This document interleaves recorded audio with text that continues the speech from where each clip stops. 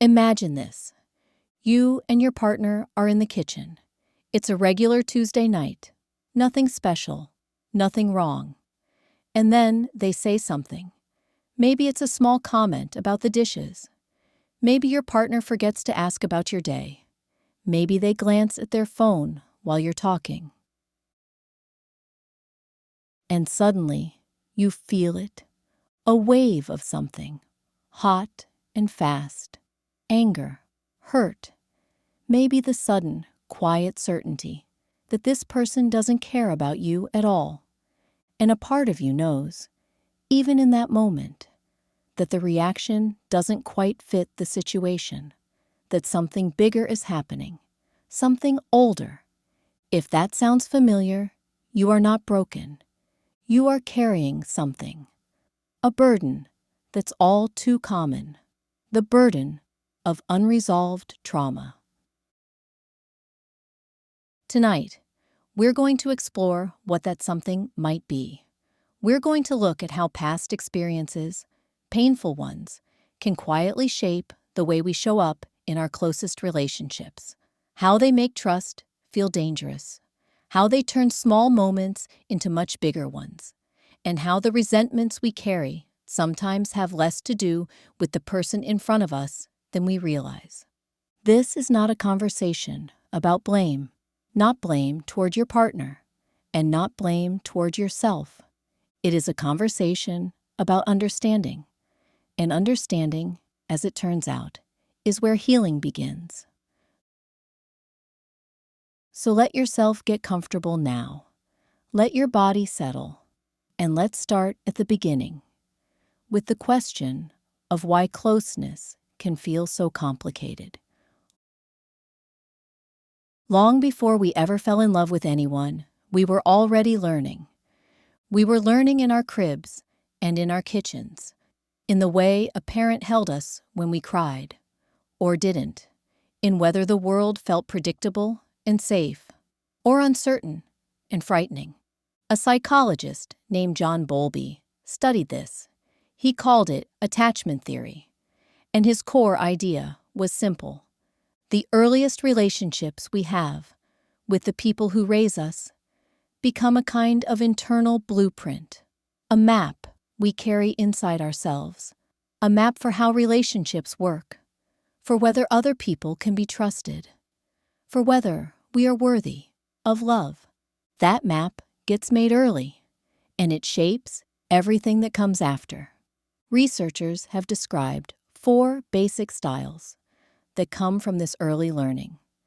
The first is called secure attachment. People with this style generally feel comfortable with closeness. They can depend on others without losing themselves. They trust without having to grip too tightly. The second is anxious attachment. This is the person who craves connection deeply, but is always a little afraid it will be taken away. They may need a lot of reassurance. They may feel hurt easily, not because they are weak, but because their map says, love is uncertain. Love requires vigilance. The third is avoidant attachment. This is the person who has learned to rely only on themselves. Getting too close feels risky.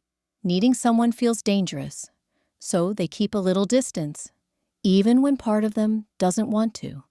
And the fourth, the one most closely tied to trauma, is called disorganized attachment. This is a painful combination of the last two. The person wants closeness desperately and is terrified of it at the same time. Their map got scrambled early on, often because the very person they needed for safety was also the source of fear or hurt. In relationships, people with disorganized attachment have trouble with trust at a basic level. It's understandable given the nature of their experiences with intimacy. The same person being the source of comfort one moment and a source of danger the next.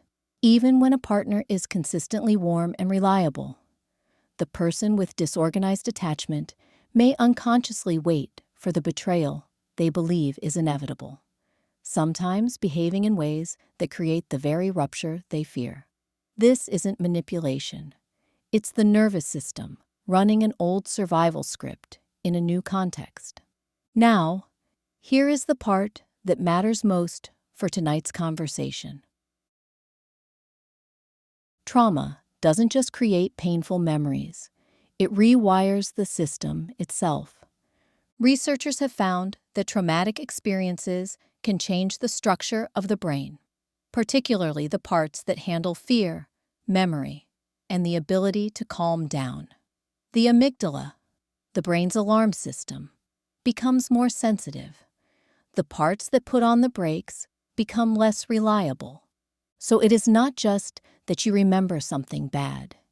It is that your whole nervous system has been reorganized around a threat that may no longer exist. Your body learned a lesson it cannot easily unlearn, and it is still running that lesson. In your kitchen, in your bedroom, in the quietest moments of your closest relationship. So, one of the cruelest things that trauma does is make the very thing you need most feel the most dangerous. Basic trust. People who carry unresolved trauma often struggle to trust their partners at a fundamental level, even when those partners have done nothing wrong, even when the relationship is genuinely healthy, even when the love is real and present. This unresolved trauma can come from childhood, adolescence, early adulthood, and so forth. It's not just early relationship trauma that can impact your current relationship. When there is unresolved trauma, there is often a constant waiting, a low hum of suspicion in the background, an invisible countdown to the moment things fall apart. And the harder someone tries to get close, the deeper the intimacy grows, the louder that hum gets. It's why people with trauma often exhibit what is called disorganized attachment. This is not a character flaw. This is not a failure of love. It is your self-protection system doing what it was built to do. Researchers have noted that relationships have a unique ability to activate past trauma precisely because they require vulnerability, because they lower our defenses, because the closer someone gets, the more our trauma-informed intimacy patterns come online. The more the nervous system pulls from the map it drew for intimacy. Think about what that means for a moment. The person who loves you most, who gets the closest, is also the person most likely to trigger something painful, not because they are doing anything wrong, but because closeness itself has become a cue for danger. A researcher named Jennifer Freed wrote about something she called betrayal trauma. It describes what happens when hurt comes from someone we depended on, a parent, a trusted partner, when love and harm come from the same source. Something in the mind has to look away from the danger, just to keep the relationship intact, just to survive. And what that leaves behind is a nervous system that struggles to tell the difference between a partner who loves you and a person who once hurt you, between then and now, between the old wound and the present moment. It is not confusion, it is history, and the fragility of any trust that is built makes true intimacy challenging. The trauma, the disorganized attachment, is a barrier. Let me tell you about Maya. Maya is in her mid-30s. She grew up in a home where her father's moods were unpredictable. Some nights, he was warm and funny. Other nights, he would come home, and the whole house would go quiet. Everyone learned to read the small signs, the sound of his footsteps, the way he set down his keys, the particular silence that meant the evening was going to be hard. Maya grew up. She left that house. She built a good life. She fell in love with someone kind. But one evening, her partner came home distracted. He didn't say hello right away. He walked past her to set down his bag, eyes on his phone, and Maya felt it. That wave of fear. The house going quiet. The need to read the signs. She didn't consciously think about her father. The connection wasn't visible to her, but her body recognized the pattern. And within seconds, she was flooded, not with a response to her kind, distracted partner, but with a response to a childhood she had never fully set down. This is how triggers work. And this is what researchers mean when they talk about trauma echoing through relationships. When something in the present moment resembles something from a painful past, a tone of voice, a gesture, a particular kind of silence, the brain sounds an alarm before the thinking mind even knows what is happening. The amygdala responds in milliseconds. It does not wait for context. It does not ask questions. It fires. And in that moment, the present disappears. The past moves in, while trust and the sense of safety that comes with it evaporate.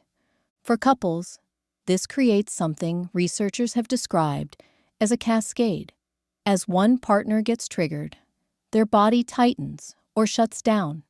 Their tone shifts. Their face changes. And that shift, that subtle change in energy, activates something in the other partner. Their history wakes up too. Back and forth, faster and faster, until two people who love each other are standing in the same room as the ghosts of every relationship that ever left a mark on them. This deterioration in intimacy leads to another aspect of trauma in relationships: shame. Trauma that happened in close relationships often leaves behind a private, bone-deep shame.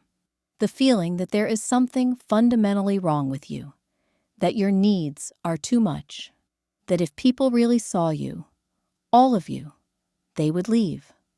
Shame makes you want to hide. And when you hide, the distance grows. And when the distance grows, resentments build.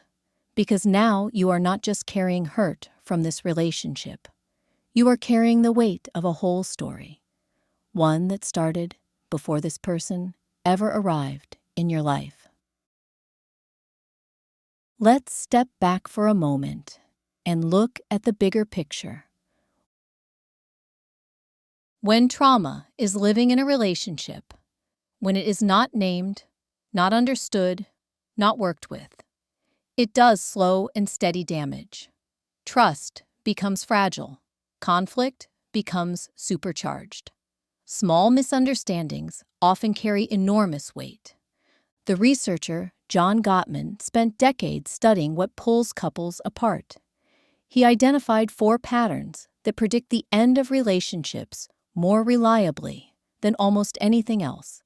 These are defensiveness, contempt, criticism, stonewalling. All 4 of these grow in the exact conditions that unresolved trauma creates. When you are always bracing for the worst, defensiveness becomes automatic, a shield raised before there is even an attack. When old shame makes you feel unworthy, contempt can feel like the only way to even the playing field. When fear and flooding take over, the feeling of being overwhelmed and overpowered, stonewalling becomes the only strategy available. Not because you don't care, but because your nervous system needs to survive the moment. And the partner on the other side suffers too. Think about what it feels like to love someone who cannot quite let you in, to try again and again to show them they are safe, and to watch that reassurance not take hold, to have your normal, imperfect, human moments turned into evidence of something terrible, to feel like you are always on trial for crimes you didn't commit. That partner begins to feel helpless, then hurt, then, gradually, quietly, they begin to give up.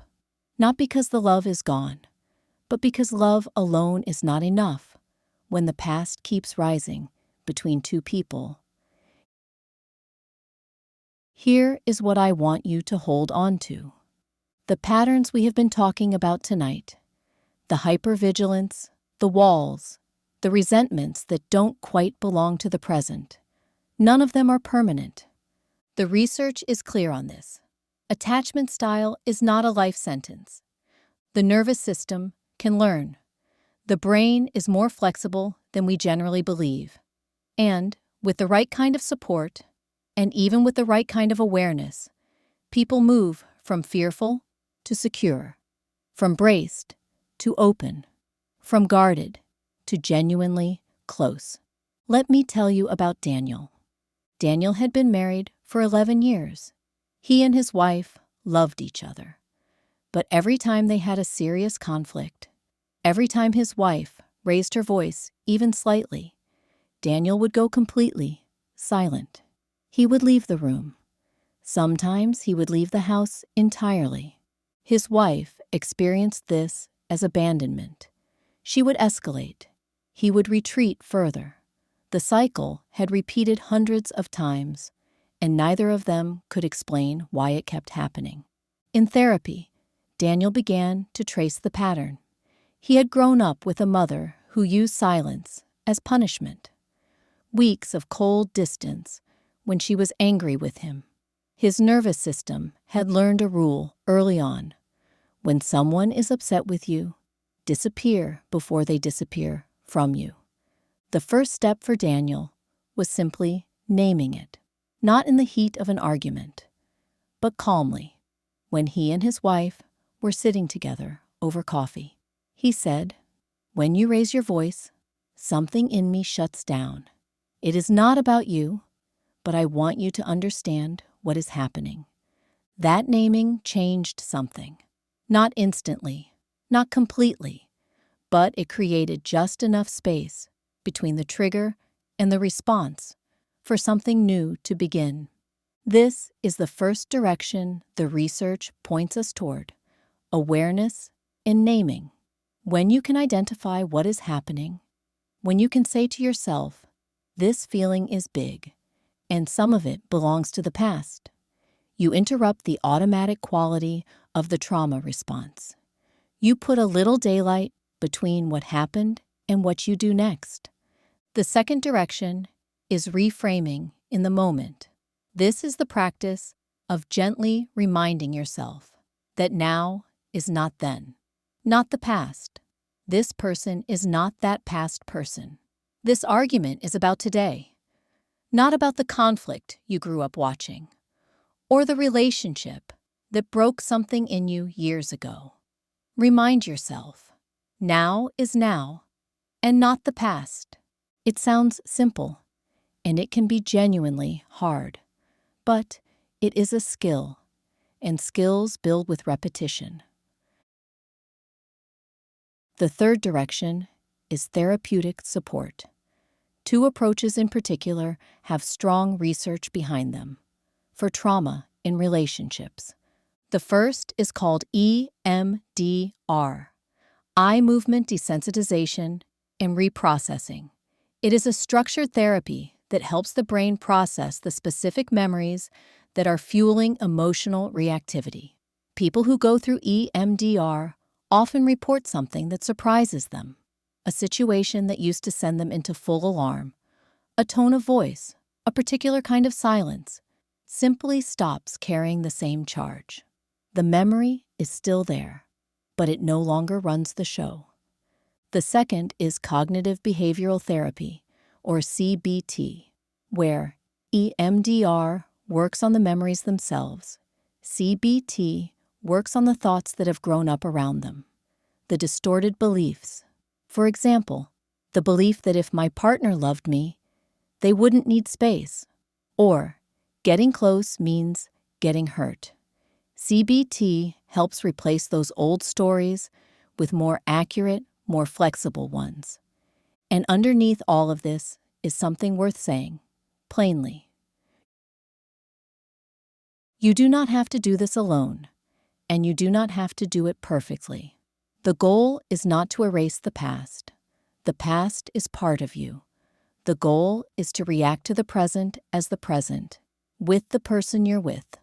The goal is to keep your past from writing your future. As we come to the end of our time together tonight, I want to offer you something to carry into sleep.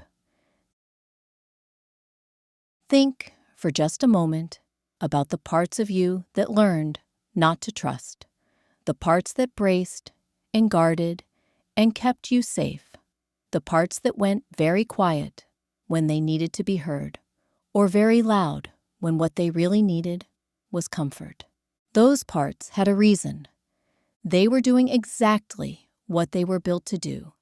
They were protecting you when protection was necessary. They were keeping you safe when the world felt unsafe. They were not wrong to exist.